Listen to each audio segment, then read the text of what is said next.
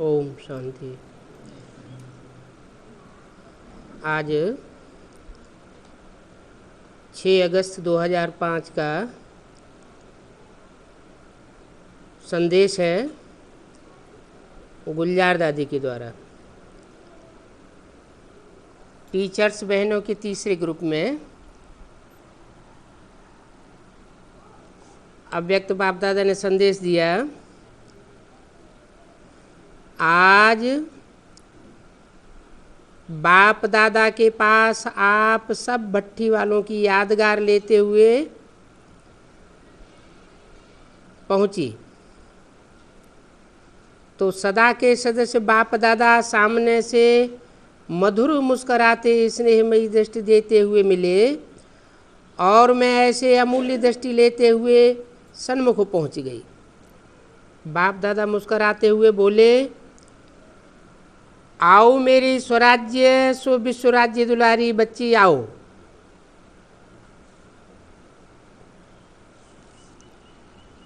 ऐसे कहते अपने अमूल्य बाहों की माला में समय दिया। कुछ समय तो मैं आत्मा परमात्मा के लब में लीन थी। उसके बाद बाबा बोले, बच्ची आज क्या समाचार लाई हो? मैं बोली, बाबा आज तो आपकी बहुत बहुत स्नेही बड़ी बहनों के साथी टीचर्स की याद लाई हूँ। सब बहुत दिल से याद में रहते हुए बहुत उमंग उत्साह से भट्ठी कर रही है। सबके दिल में यही संकल्प है कि अब तो परिवर्तन करके ही दिखाएंगे। बाप दादा बहुत मीठा मुस्कुराए और बोले, बाप दादा को इस बात की खुशी है कि हिम्मत के हाथ बहुतों ने उठाए हैं। अगर ऐसी हिम्मत और दृढ़ता अपने स्थान पर भी जाएं और दिखाएं तो बाप दादा इन बड़े बड़े छोटे समान बाप जो बड़े बड़े हैं और छोटे समान बाप की हिम्मत वालों को एक्स्ट्रा शक्ति और सकाश देते रहेंगे। सिर्फ लेने के लिए सदा अपने मन बुद्धि को क्लियर और क्लीन रखना ज़रूरी है, क्योंकि बाप दादा सदा कहते हैं बड़ों को सम्मान दो, छोटों को प्यार दो। तो बाप दादा भी छोटे लेकिन दृढ़ता में बड़े पक्के बच्चों को विशेष इन एडवांस पदम गुना याद प्यार दे रहे हैं। बाप समझते हैं कि ये ग्रुप कुछ विशेष कमाल दिखाने वाला है। कोमल नहीं बनेंगे लेकिन कमल फूल समान दिखाएंगे। बोलो मीठी बच्चियों, ऐसा जलवा दिखाएंगी ना? मीठी बच्चियां दृढ़ता और सहनशीलता की विशेषता की शक्तियों की छत्र छाया सदा बाप द्वारा प्राप्त वरदान साथ साथ रखना। सदा ये चित्र अपने मन में पक्का याद रखना कि मैं बाप के लब में लीन योगिन हूँ और बाप की छत्र छाया हमारे ऊपर निरंतर है। ऐसे निश्चय बुद्धि निश्चित विजयी आत्माएं रहना। उसके बाद बाप दादा के नयन इतने सब बच्चों की स्नेह में थे जो बाबा के नयनों में प्रेम के दो मोती चमक रहे थे और बाप दादा के सामने जैसे सारा झुंड में मर्ज हो गया। कुछ समय बाद बाबा बोले, बच्ची इन बच्चों को आज वतन में बुला करके सैर कराते हैं। बस बाबा का कहना हुआ और सब ऑटोमेटिकली मर्ज हो गए और आधे चंद्रमा के रूप में सब एक दो के पीछे सेट हो गए। बाप दादा बहुत मीठी दृष्टि देते हुए बोले, बाबा तो आते रहते हैं लेकिन आज आप बच्चों को वतन में बुलाया है, तो चलो सैर कराएं। ऐसे कहते बाप दादा आगे आगे थे और सारी शक्ति सेना पीछे पीछे थी। साथ में यहाँ जो टीचर्स सेवा में है, जैसे रतन मोहिनी दादी, आशा बहन, शारदा बहन, सरला बहन, चंद्रकला, कमलेश, अनीता, लक्ष्मी आदि आदि, वो सब इमर्ज थी। बाबा बोले, ये सेना तो बहुत सज रही है। अब दोनों दादियों को और सर्व दादियों को इमर्ज करते हैं, क्योंकि शक्तियों के निमित्त कमांडर भी ज़रूरी है। तो क्या देखा, हमारी सब दादियाँ इमर्ज हो गई। दादी के साथ मोहिनी बहन, मुन्नी, ईशु और भी साथी इमर्ज हुए। साथ में हमारी हंसा बहन भी दादी जानकी के साथ इमर्ज हुई। बहुत अच्छा दृश्य लग रहा था, सूक्ष्म वतन फरिश्तों से सज गया था। बाद में बाप दादा चलते हुए सबको नदी किनारे ले चले। आगे आगे दादियाँ थीं और पीछे पीछे हम सब बच्चे थे। दादी तो ऐसे लाइट में चमक रही थी जैसे दादी कोई चांदी की नदी के समान महल लहराई रही हो। किनारे में भिन्न भिन्न प्रकार के हीरे चमक रहे थे। बाबा बोले, जिसको जो हीरे पसंद हो वो लेते चलो। तो जैसे सबने उठाए तो उस हर हीरों के अंदर हर शक्ति की लिखत लिखी हुई थी। कोई में सहनशीलता की, कोई में समाने की शक्ति की, निर्णय शक्ति की, परख शक्ति की, ऐसे लिखा हुआ था। सब बड़े प्यार से उठाते हुए खुश हो रहे थे। सामने 8 हीरों के ताज बने हुए रखे थे, वो बाबा ने उठाए। क्या? बाबा ने क्या उठाया? 8 हीरों के जो ताज थे। ताज माना?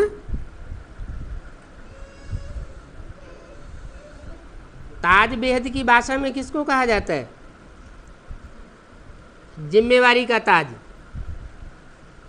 जो जिम्मेवारी का ताज उठाते हैं उनको कहा जाता है ताज उठाने वाले बच्चे। तो 8 हीरों के जो ताज बने हुए रखे थे उनको बाप दादा ने उठाया और दोनों दादियों को वो ताज पहनाया। कितने हीरों का? 8 हीरों का। तो वो 8 हीरे कौन हुए होंगे? जिनके बारे में 2 साल से अव्यक्त वाणियों में बोलते चले आ रहे हैं, अष्टदेव। हीरे क्यों बताए हैं? क्योंकि जो फर्स्ट ग्रुप है सूर्यवंशी ग्रुप, वो सारा ही हीरों का है, यथा राजा तथा प्रजा। हीरो पार्टधारी के साथ पार्ट बजाने वाले भी हीरो पार्टधारी। तो वो 8 हीरों का ताज बहुत चमक रहा था।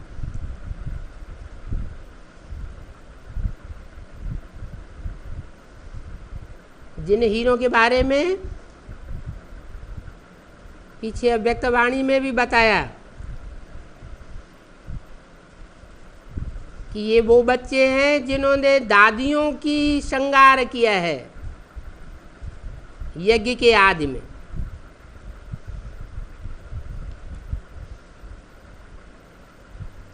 जिन्होंने आदि में श्रृंगार किया वो अंत में भी अब एडवांस में आने के बाद, जो दादियाँ एडवांस का ज्ञान बिल्कुल नहीं ले रही है, उनका श्रृंगार करने के निमित्त बनेगी। जो आदि में सो अंत में।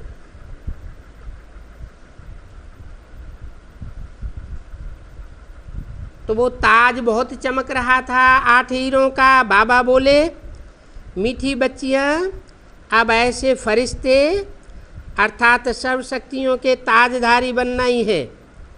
यही दृढ़ संकल्प करो कि हमें बाप दादा के हृदय का हार, बेदाग डायमंड बनना है। हैं? बनना है, माना बने नहीं हैं। इशारा किसकी तरफ दिया? ऐसा बनना है। कैसा? जैसा ये 8 हीरों का ताज बाबा ने अपने हाथ में लिया। तो बाप दादा के हृदय के जो हार हैं,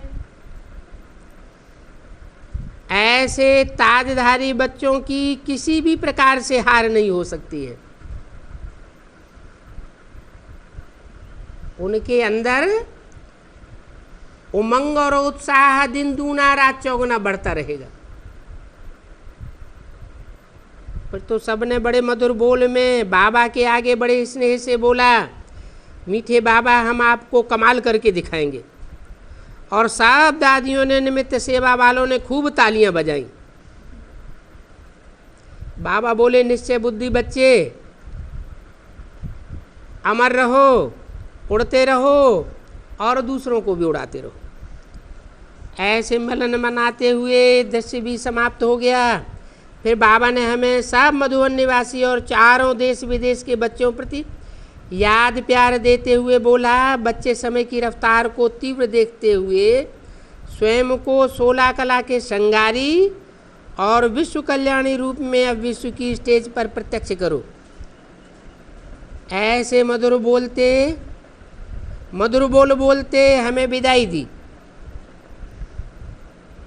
अच्छा, ओम शांति।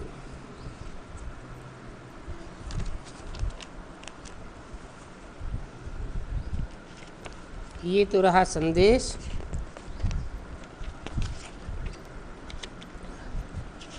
और मुरली चल रही थी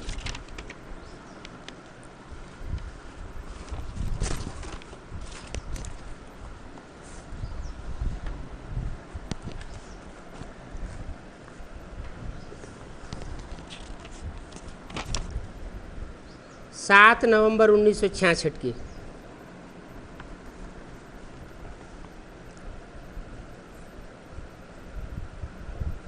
बात चल रही थी, गायन है अतीन्द्रिय सुख, गोप गोपियों से पूछो। ये कहाँ का गायन है? सतयुग या त्रेता का गायन है या संगम युग का गायन है? संगम युग का गायन है। अतीन्द्रिय सुख यानी इंद्रियों से परे का सुख। इंद्रियां जो सुख लेती हैं वो अल्पकाल का सुख है, और जो अतीन्द्रिय सुख अंत में बच्चों को प्रत्यक्ष होगा, अनुभव होगा, वो है सदाकाल का सुख। वो सतयुग त्रेता का सुख नहीं है, स्वर्ग के सुखों का गायन नहीं है। अभी वर्तमान संगम युग में तुम बच्चों की जो संपूर्ण स्टेज बनेगी, उस संपूर्ण स्टेज में तुमको जो प्राप्ति होगी, सुख की अनुभूति होगी, उसका गायन शास्त्रों में दिया हुआ है। देवताओं के लिए नहीं कहेंगे। किसके लिए कहेंगे? ब्राह्मण देवताओं के लिए। जो संपूर्ण ब्राह्मण बनते हैं वो इस स्टेज का अनुभव करते हैं। गोप गोपियों के लिए कहते हैं। नाम क्या रखा? गोप और गोपियां। गोप नाम क्यों रखा? गुप्त पुरुषार्थी है, बाप के साथ गुप्त संबंध जोड़ने वाले हैं। जो 16,000 गोप गोपियां गाई जाती हैं, वो गुप्त संबंध जोड़ने वाले ही उसको अनुभव कर सकते हैं। उसके अलावा दुनिया की आत्माएं उस सुख का अनुभव नहीं कर सकती। उन्होंने फिर रास कृष्ण के साथ दिखाई दी है। अब कृष्ण की बात नहीं है, ये शिव बाबा की बात है। शिव बाबा ने आकर के इंद्रियों पर विजय पहनाई। इंद्रियों के सुख से परे के सुख में बाबा ले जाता है। शिव बाबा ही है जो इंद्रियों की अनुभूति करने वाला नहीं है। उसको अपनी इंद्रियां नहीं है। वो तो इस सृष्टि पर आता है हम बच्चों को भी इंद्रियों से परे की स्टेज में ले जाता है। तो ये है तुम्हारा अमूल्य जीवन। तुम शिव बाप की ईश्वरीय संतान हो। आते हो शिव बाबा से मिलने। क्या कहा? संतान किसकी हो? शिव बाप की। और किससे मिलने आते हो? आते हो कि शिव बाबा आते हैं?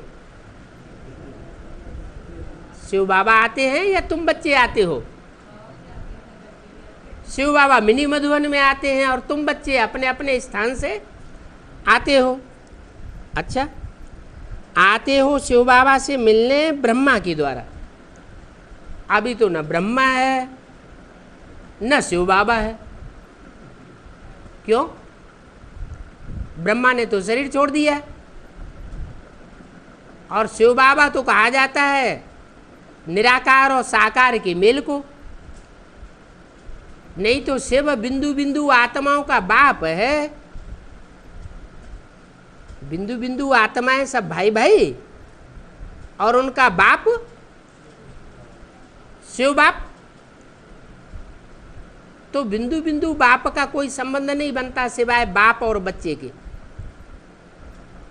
बिंदु शिव बाप के, बिंदु बिंदु भाई भाई बच्चे हैं। आपस में भाई भाई हैं और बाप के बच्चे हैं। बच्चियां भी नहीं। बच्चियां कब बनती हैं? जब वो बिंदु बिंदु आत्माएं शरीर धारण करें। स्त्री चोला धारण करती हैं तो बच्चियां हैं, पुरुष चोला धारण करती हैं तो बच्चे हैं। और शिव भी जब तन में प्रवेश करता है तो अनेक प्रकार के संबंध बनते हैं। वो हमारा बाप भी है। कब? जब शरीर में प्रवेश करे। वो हमारा टीचर भी है, सदगुरु भी है, सखा भी है। हर प्रकार के संबंध शिव के साथ जोड़े जा सकते हैं। तो शिव बाबा से मिलन मनाने के लिए तुम ब्रह्मा के द्वारा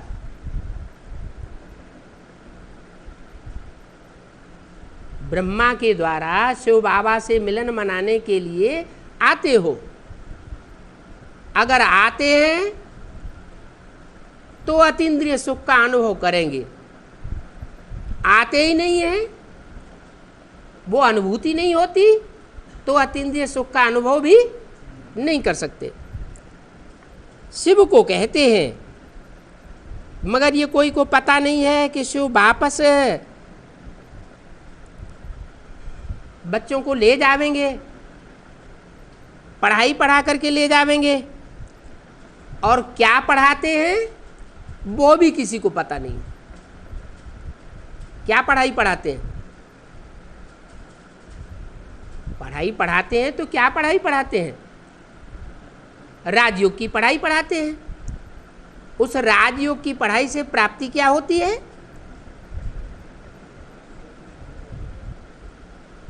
अतीन्द्रिय सुख अनुभव होता है। जिन बच्चों को जितना जास्ती संगम युग में अतीन्द्रिय सुख अनुभव होता है वो उतने ही जन्म जन्मांतर के लिए सुखी रहते हैं। तो वो बाप भी है, शिक्षा भी देते हैं, सदगति भी करते हैं।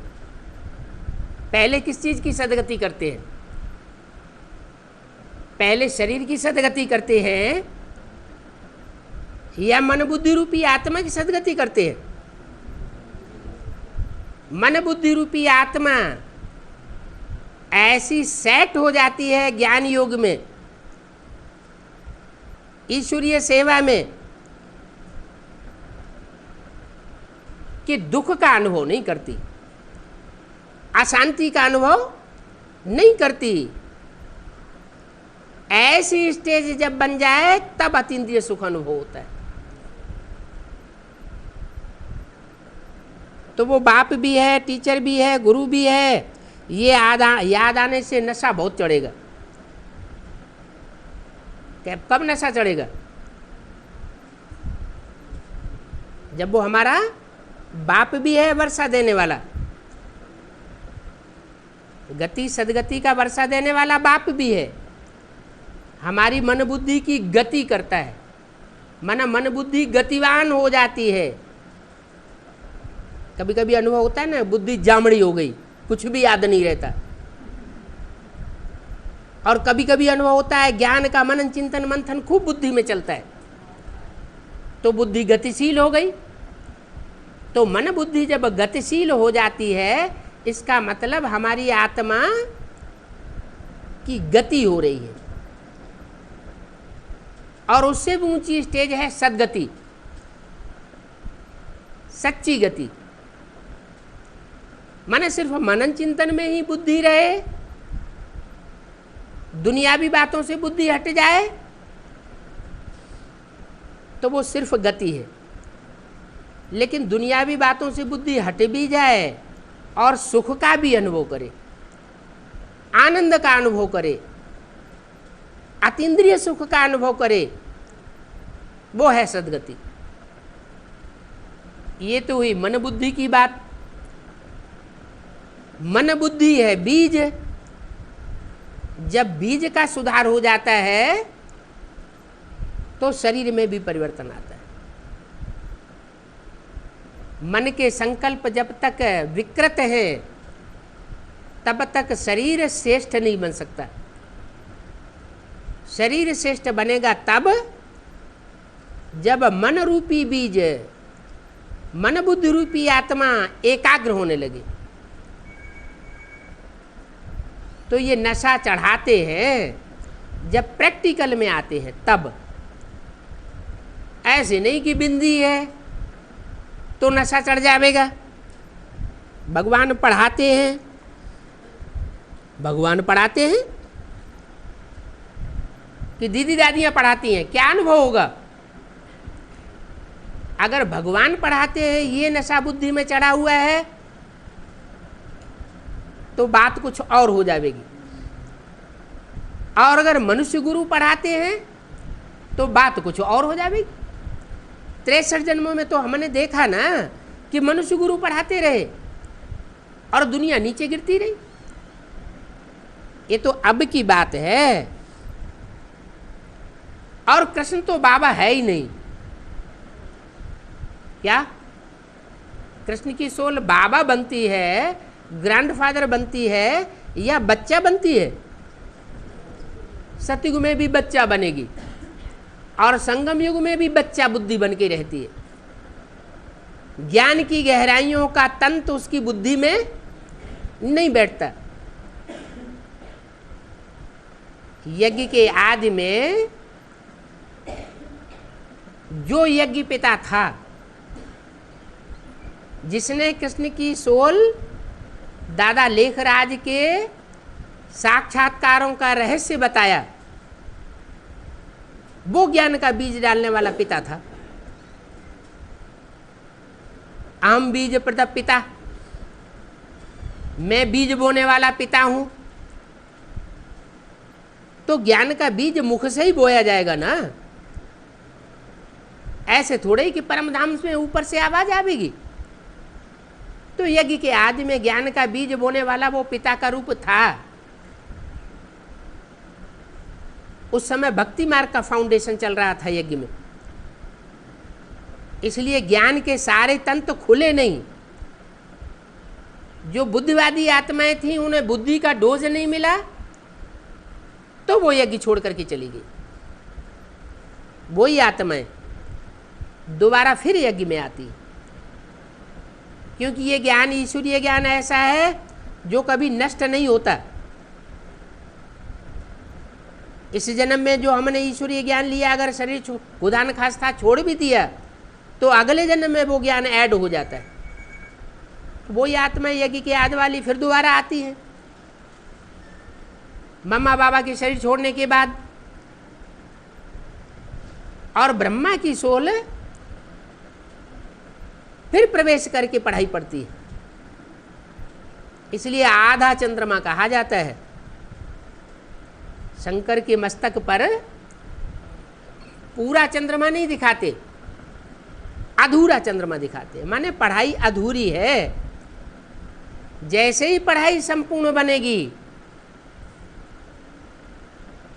वैसे ही वो चंद्रमा पूर्ण हो जाएगा, ब्रह्मा सो विष्णु बन जाएगा। तो भगवान पढ़ाते हैं ये निश्चय रहना चाहिए कि हमको कृष्ण पढ़ाते हैं, ये बुद्धि में नहीं बैठना चाहिए। उन तथाकथित ब्राह्मणों की बुद्धि में क्या बैठता है?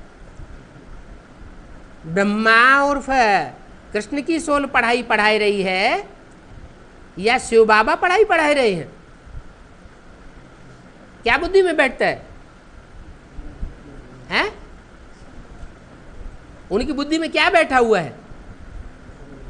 हैं? उनकी बुद्धि में तो यही बैठा हुआ है, गीता का भगवान कृष्ण है। कृष्ण उर्फ दादा लेखराज है। कृष्ण उर्फ दादा लेखराज के सिवाय कोई साकार में गीता का भगवान नहीं। बल किताबों में लिख देते हैं, छपाए देते हैं गीता का भगवान कृष्ण नहीं है, गीता का भगवान शिव है। लेकिन वो जानते नहीं हैं कि गीता का भगवान शिव कैसे है। गीता का भगवान शिव शंकर के द्वारा प्रत्यक्ष होता है। इसलिए संसार में शिव शंकर को मिला के एक किया गया है, शिव ब्रह्मा को मिलाकर एक नहीं किया गया, शिव विष्णु को मिलाकर एक नहीं किया गया। क्या कहते हैं? शिव शंकर भोलेनाथ। तो वो शिव हमको पढ़ाई पढ़ाए रहा है, हमको प्रैक्टिकल में पढ़ाई पढ़ाने वाला है। अगर कृष्ण बाबा होता तो वो अमेरिका में भी आकर के वर्षा देता।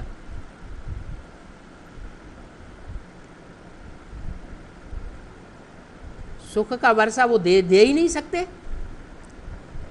5000 साल पहले स्वर्ग का सुख था, उनके यादगार ये चित्र बने हुए हैं। कौन से चित्र?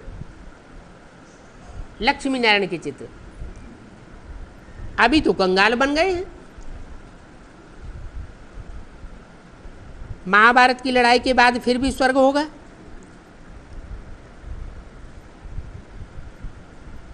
अभी महाभारत लड़ाई सामने खड़ी हुई है। ये बात तुम बहुत सहज समझा सकते हो कोई को भी, क्या कि महाभारत लड़ाई सामने खड़ी हुई है। अरे 70 साल होने जा रहे हैं, अभी तक नहीं समझा पाए लोगों को। आप समझा सकते हो? हैं? महाभारत लड़ाई अभी भी नहीं आई, सामने खड़ी हुई है तो आना चाहिए ना। पहले तो ब्राह्मणों की दुनिया में आए, बाद में बाहर की दुनिया में आए। तो सन 76 की जो घोषणा की थी वो ब्राह्मणों की दुनिया में तो महाभारत युद्ध चल रहा है, और जिनके सामने चल रहा है वो उसका अनुभव कर रहे हैं। जानते हैं हम ब्राह्मणों की दुनिया में ही कौरव हैं, हम ब्राह्मणों की दुनिया में ही यादव हैं, हम ब्राह्मणों की दुनिया में ही पांडव हैं। हम ब्राह्मणों की दुनिया में मुट्ठी भर पांडव हैं, थोड़े से, और बाकी सारी दुनिया में वो कौरव और यादव फैले हुए हैं। ये ब्राह्मणों की दुनिया की बात है, बाहर की दुनिया की बात नहीं है। बाहर की दुनिया के लिए नहीं कहा जाएगा कि गीता ज्ञान जो है वो भगवान ने दोनों सेनाओं के बीच में सुनाया। कौन कौन सी दोनों सेनाएं थी? यादव सेना, कौरव सेना भी थी और पांडव सेना भी थी। तो दुनिया वालों के सामने क्या भगवान गीता ज्ञान सुना रहा है? दुनिया वालों की तो बात ही नहीं। ये तो ब्राह्मणों की दुनिया है। जिस ब्राह्मणों की दुनिया में कोई शरीर रूपी रथ में प्रवेश करके शिव बाबा अभी भी वो गीता ज्ञान अमृत हमको पिला रहा है। गीता ज्ञानामृत, अमृत निकलता ही तब है जब मनन चिंतन मंथन किया जाए। बिना मंथन किए अमृत नहीं निकलता। ऐसे नहीं कहेंगे कि सन 68 तक अमृत था, नहीं, उस समय कोई मनन चिंतन मंथन नहीं हुआ ज्ञान का। मनन चिंतन मंथन तब होता है जब सागर मंथन हो और असुर और देवताएं दोनों आमने सामने लड़ाई लड़ने के लिए सन्नद्ध हो। तो अभी मंथन हो रहा है, महाभारत लड़ाई सामने खड़ी है, सब जानते हैं ब्राह्मण कि ये लड़ाई कभी भी विकराल रूप धारण कर सकती है। बहुत सहज समझा सकते हो। भारत में इनका राज्य था, भारत स्वर्ग था।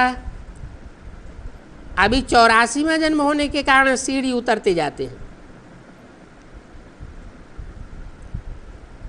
तुम ही सतो प्रधान से तमो प्रधान बनते हो।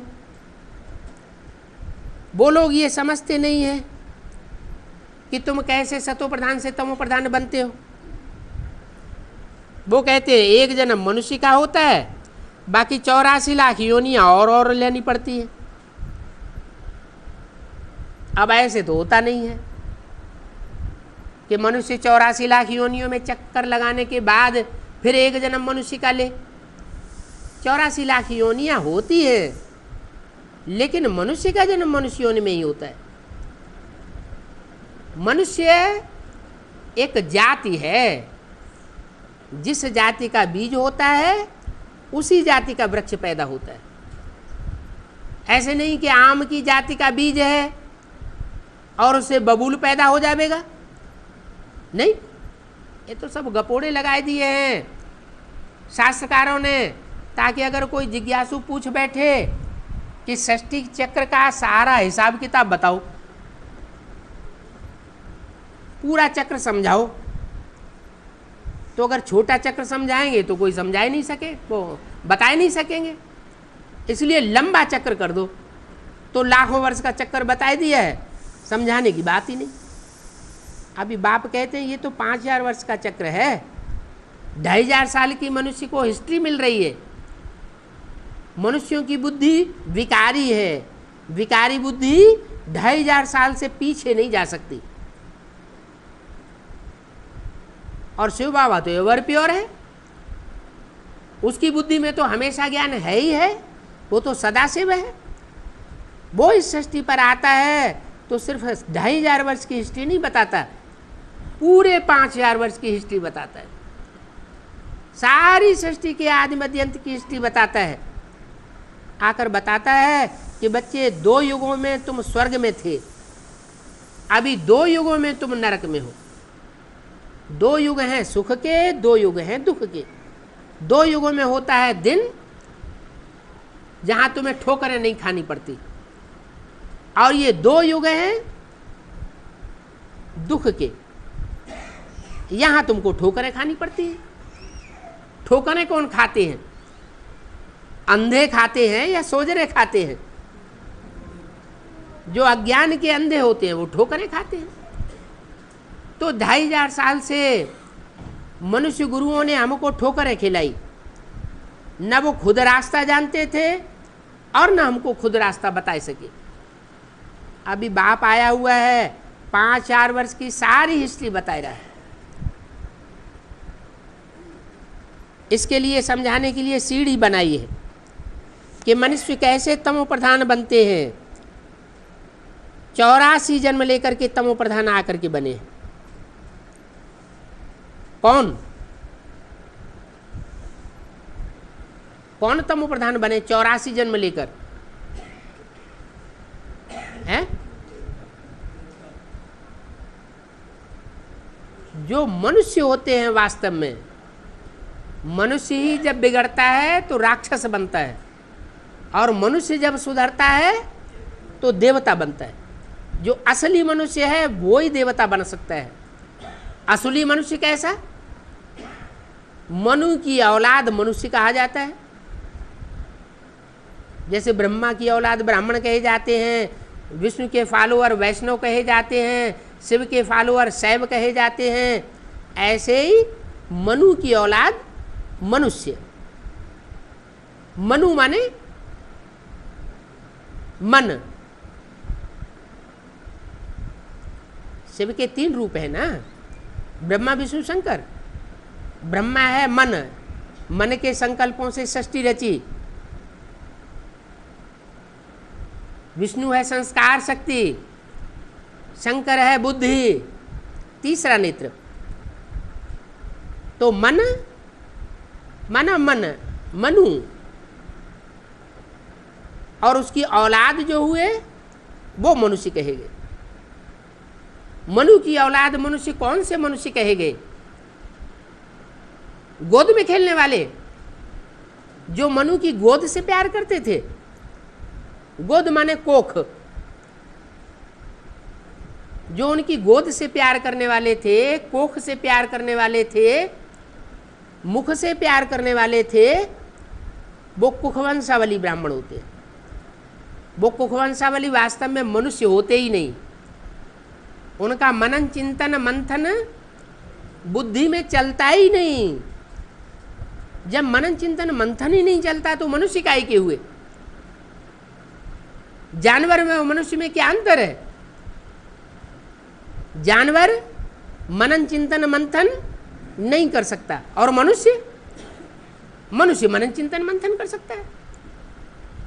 तो जो मनुष्य मनन चिंतन मंथन करता है ईश्वरीय ज्ञान का, ब्रह्मा के मुख से निकले हुए ज्ञान के ऊपर मनन चिंतन मंथन करता है, वो ही मनुष्य है। और जो मंथन नहीं कर रहे हैं वो सब राक्षसी योनियों में जाते हैं। कोई इस्लामी बनते हैं, कोई बौद्धि बनते हैं, कोई क्रिश्चियन बनते हैं, आर्य समाजी बनते हैं, सिख बनते हैं, दूसरे दूसरे धर्मों में जाकर के कन्वर्ट हो जाते हैं। तो सच्चे मनुष्य तुम हो, जो तुम मनु की औलाद हो। क्योंकि मनु अर्थात ब्रह्मा के मुख से निकली हुई वाणी पर तुम विचार करते हो, मनन चिंतन मंथन करते हो।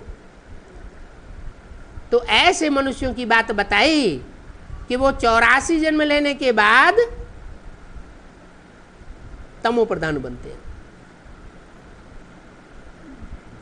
कितने जन्मों के बाद?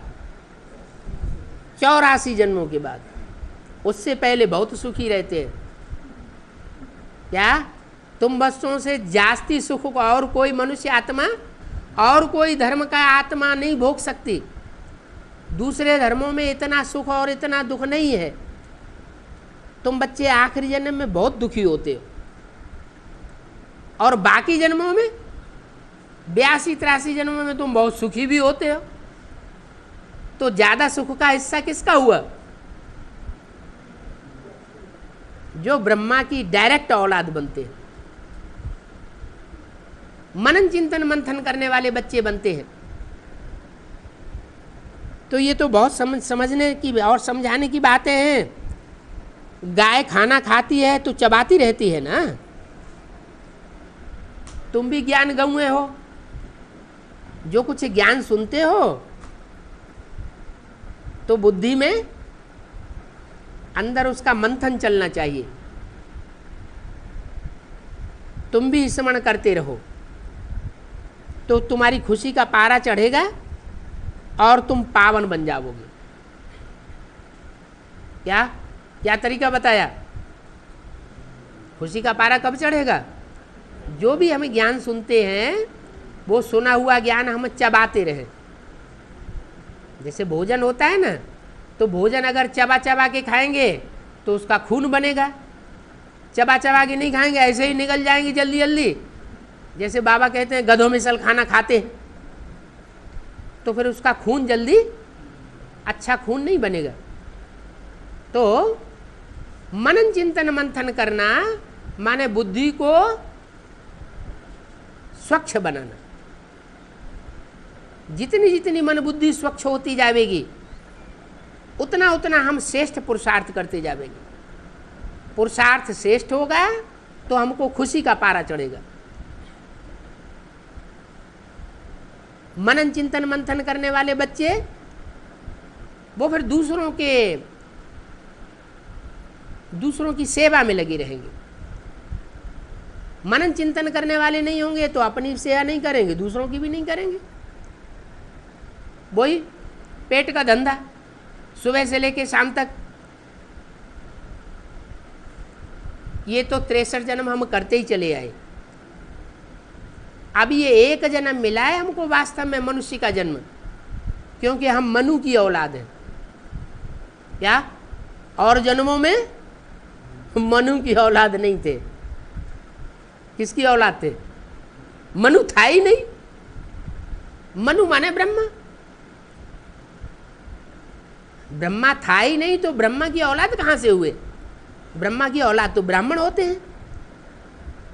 ब्राह्मण वो जो ब्रह्मा के मुख से निकली हुई बात पर मनन चिंतन मंथन करें, ब्रह्मा के मुख से निकली हुई बात को माने। अगर मानते ही नहीं, उस पर विचार ही नहीं करते, हमें ज्ञान की बातों से कुछ लेना देना नहीं। हम कान में उंगली देते, हम तुम्हारी बात नहीं सुनेंगे। तो कान में उंगली देने की शूटिंग कौन करते हैं? मुसलमान करते हैं या हिंदू करते हैं? मुसलमान मस्जिद में जाते हैं तो कहते हैं कान में उंगली दे करके अल्लाह अकबर। हम किसी की बात नहीं सुनेंगे, ज्ञान की बातें हमें मत सुनाओ। तो बाप कहते हैं तुम मनुष्य हो जो ज्ञान न सुनते हैं न दूसरों को सुनने देते हैं, खुद ज्ञान के रास्ते में रोड़ा बनते हैं और दूसरों के ज्ञान के रास्ते में भी रोड़ा बन के खड़े हो जाते हैं, दीवार बन के खड़े हो जाते हैं। वो मनुष्य नहीं है। मनुष्य नहीं है तो क्या है फिर? माना वो देवता बनते ही नहीं। देवता उनको कहा जाता है जो पूरे 84 जन्म लेते हैं। जिन्होंने 83 जन्म लिए वो देवता नहीं है, वो कच्चे देवताएं हैं। वो कच्चे देवताएं द्वापर युग से कन्वर्ट हो जाएंगे दूसरे धर्मों में। तुम कन्वर्ट होने वाले नहीं हो। क्यों? क्योंकि तुम एक बाप के सिवाय और किसी का ज्ञान सुनते नहीं हो। हम एक से सुनते हैं, अनेकों से सुना तो व्यभिचारी ज्ञान हो जाएगा।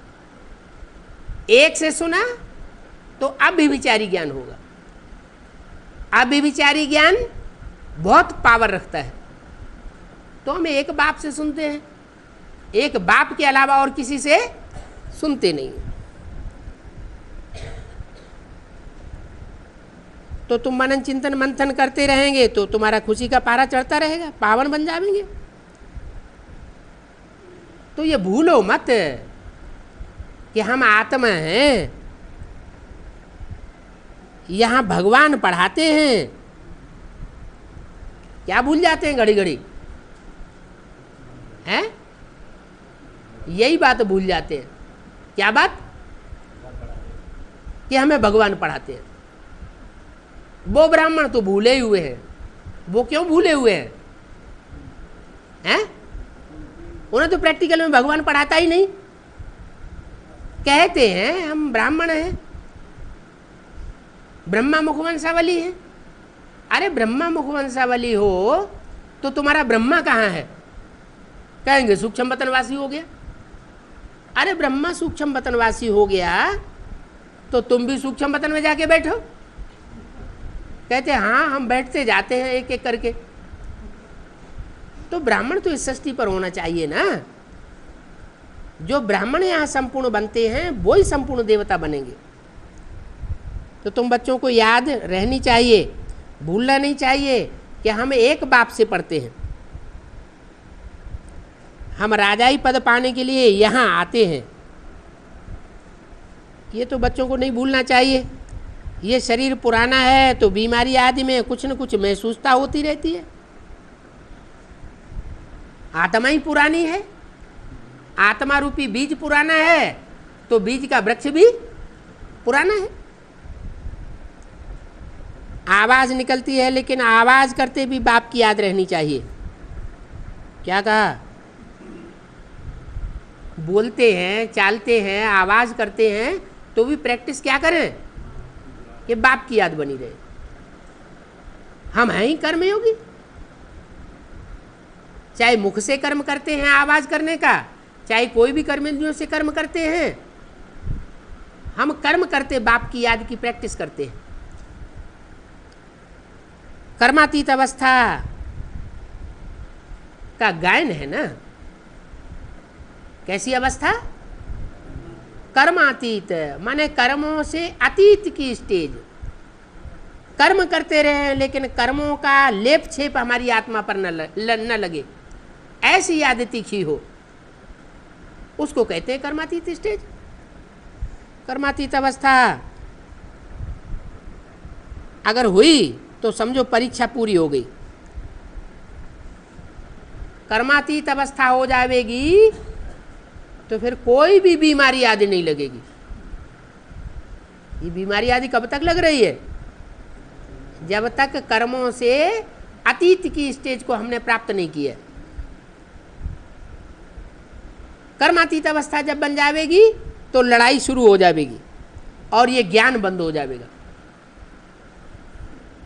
क्या तुम बच्चों की कर्मातीत अवस्था हुई, उसकी पहचान क्या होगी?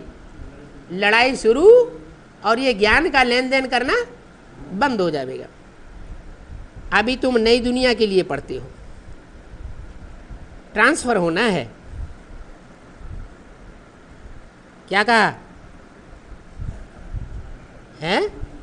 ये पढ़ाई में भी दो तरह की पढ़ाई है।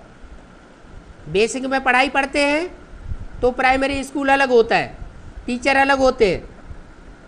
फिर पढ़ाई पढ़ते पढ़ते ट्रांसफ़र हो जाते हैं। कहाँ? कॉलेज में। कॉलेज में जब ट्रांसफ़र होते हैं तो टीचर भी बदल जाते हैं और स्थान भी बदल जाता है। तो तुम ट्रांसफ़र होते हो, बेसिक पढ़ाई से एडवांस पढ़ाई में ट्रांसफ़र होते हो। ट्रांसफ़र होते हैं ना, पुरानी दुनिया को आग जरूर लगनी है। वो लोग भी उन्नति करते जाते हैं। एटमिक बम्स कोई दिन उनके बिकेंगे जरूर। एक दो को एटमिक बम देने की मदद करते रहते हैं। यहाँ कौन से एटमिक बम हैं? उनके हैं एटमिक बम और हमारे हैं आतमिक बम। क्या? एटम और आतम। उन बम में ऐसा मसाला भरते हैं कि सूंघने से ही आदमी खत्म हो जाएगा। यहाँ जो एटमिक आत्मिक बम बना रहे हैं, ऐसी ऐसी आत्माओं की ग्लानि भर रहे हैं कि वो सूंघने से ही कोई का ज्ञान खलास हो जाएगा, ज्ञान ही छोड़ देंगे। कहेंगे अरे इन आत्माओं को तो हम बहुत ऊंची आत्मा समझते थे, अरे इनकी ये पोल पट्टी निकली, बस ज्ञान उनका सारा उड़ जाएगा। बाप कहते हैं बड़े से बड़ा बम्ब कौन सा है? बड़े से बड़ा बम्ब है परमात्मा बम्ब। वो परमात्मा बम्ब अभी फटा नहीं है। वो परमात्मा बम्ब फटेगा तो सारी दुनिया चेंज हो जाएगी। क्या? फिर ये 500 करोड़ नहीं रहेंगे। चलो 500 करोड़ की दुनिया की बात छोड़ दो, अभी तो हम ब्राह्मणों की दुनिया की बात कर रहे हैं। ब्राह्मणों की दुनिया में जो करोड़ों की तादाद में अभी चल रहे हैं, वो सब टूट पड़ेंगे, थोड़े से बचेंगे। नई दुनिया की शुरुआत होगी तो थोड़े से होगी या लाखों की तादाद से होगी? थोड़ा सा संगठन रह जाएगा। नेचुरल कैलेमिटीज भी ऐसी आती हैं जो बात मत पूछो। नेचुरल कैलेमिटीज, प्राकृतिक आपदाएं, जैसे भूकंप होता है, बाढ़ आती है, अकाल पड़ता है, तो ये क्या है? प्राकृतिक आपदाएं हैं, प्रकृति के दुख हैं। माया भी दुखी करती है और प्रकृति भी बहुत दुखी करती है। जब तमो प्रधान बन जाते हैं दोनों तो बहुत दुखी करते हैं। ये रावण के 10 सिर हैं, माया के 5 सिर और प्रकृति के 5 सिर। माया के 5 सिर, काम क्रोध लोभ मोह अहंकार, और प्रकृति के 5 सिर कौन कौन से? पृथ्वी, जल, वायु, अग्नि, आकाश। ये 5 और तांडव खेलेंगे और प्रकृति भी परेशान करेगी, माया भी परेशान करेगी, सरकारी तंत्र भी परेशान करेगा, समाज भी तंग करेगा, नाते रिश्तेदार भी तंग करेंगे, चारों तरफ से बौछार होगी। तब आत्माओं की परीक्षा होगी, पता चलेगा कौन सी आत्मा कितनी पावरफुल है, कौन सी आत्मा किस माला में आने योग्य है। कौन 8 की माला में आवेंगे जो भगवान के सर के ऊपर रखी जाती है। देखिए कभी कोई चित्र में माला देखिए ऐसी सर के ऊपर रखी हुई? कौन से चित्र में? शंकर जी के सर के ऊपर गंगा जी नहीं है, सिर्फ 8 की माला भी रखी हुई है। तो वो सबसे श्रेष्ठ माला, वो पहले प्रत्यक्ष होंगे। जैसे लक्ष्मी नारायण पहले प्रत्यक्ष होते हैं, सन 76 में उनके प्रत्यक्षता की घोषणा कर दी गई। क्या बोला था? सन 66 में बोल दिया, आज से 10 वर्ष कम 5000 वर्ष हुए जब मैंने लक्ष्मी नारायण का जन्म हुआ। तो 66 में से 10 वर्ष कम कर दिए, 5000 वर्ष में से 10 वर्ष कम, तो कौन सा सन आएगा? है 76 आएगा ना। तो 76 में वो पहला जो युगल जोड़ा है वो प्रत्यक्ष हो जाता है। वो तो सबसे ऊंचते ऊंच पद हुआ। उसके लिए भी मुरली में बोला, सन 76 में 10 साल के बाद टू लेट का बोर्ड लग जाएगा। तो टू लेट का बोर्ड कितने के लिए लगा? 8 की माला के लिए कि 108 की माला के लिए, कि सिर्फ लक्ष्मी नारायण की प्रत्यक्षता के लिए? किसके लिए टू लेट का बोर्ड लगा? सिर्फ लक्ष्मी नारायण के लिए लगा। लक्ष्मी नारायण की प्रत्यक्षता हो गई, अब कोई लक्ष्मी नारायण पहले नंबर का नहीं बन सकता। ये टू लेट का बोर्ड लग गया। अभी कौन सा टू लेट का बोर्ड किसके लिए लगने वाला है? अभी अष्टदेव प्रत्यक्ष होने वाले हैं। वो 8 मण के जो धर्मराज की सजाएं नहीं खाते वो प्रत्यक्ष होने वाले। सारी दुनिया दुश्मन बनेगी। 500 करोड़ की दुनिया वाले तो दुश्मन हैं ही पहले से ही, बेसिक नॉलेज से ही दुश्मन। जो बेसिक नॉलेज की दुनिया वाले हैं वो भी दुश्मन है। यहाँ एडवांस नॉलेज में चलने वाले जो अनेक अनेक ग्रुप हैं, अलग अलग धर्मों के बीज हैं, वो सब दुश्मनी करेंगे, सब विरोध करेंगे। उन विरोधियों के बावजूद भी प्रकृति विरोध करेगी।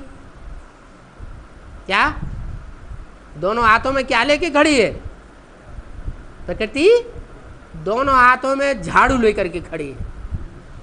लेकिन झाड़ू लगेगा किसको? देवताओं को लगेगा, ये कीड़े मकोड़ों को लगेगा, कचड़े को झाड़ू लगेगा? है? जब दीपावली होती है, लक्ष्मी का आवाहन किया जाता है, तो कचड़ा साफ किया जाता है। पहले सफाई होती है ना। तो सफाई जो है कचड़े की होगी, कीड़े मकोड़ों की होगी, या देवताओं की सफाई होगी? कचड़े की सफाई होगी। देवताओं को झाड़ू लगने वाला नहीं है। अष्टदेव तो सुरक्षित बचे रहेंगे। क्या कहा? अभी छत्र छाया की बात आई, भगवान की छत्र छाया किनके ऊपर रहेगी? जो कमल फूल समान जीवन व्यतीत करेंगे, अतीन्द्रिय सुख में मस्त रहेंगे, उनको कोई आंच नहीं आने वाली। बोला कर्मातीत अवस्था होगी तो फिर परीक्षाएं शुरू हो जाएंगी।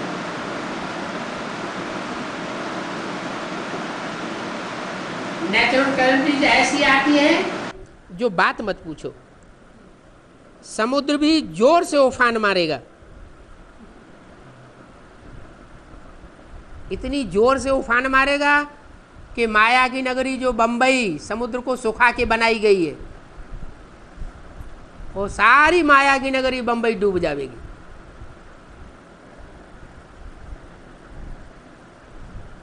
समुद्र जोर से उछलता है, बहुत नुकसान करता है।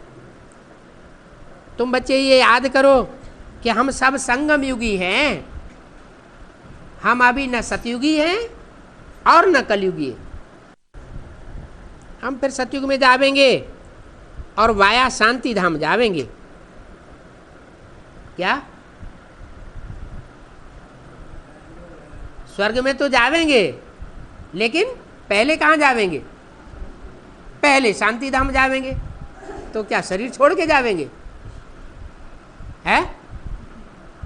अरे सारे ही शरीर छोड़ करके चले जावेंगे शांति धाम, तो नई दुनिया कैसे चलेगी? नई दुनिया में ऊपर से टपकेंगे क्या? है? नई दुनिया में जो बच्चों की पैदाइश होगी वो ऊपर परमधाम से टपकेंगे बच्चे क्या? परमधाम से तो नहीं आवेंगे। इसी सृष्टि से कोई योगियों के द्वारा बच्चों की पैदाइश होगी ना, तो ऐसे नहीं है कि सब शरीर छोड़ जावेंगे।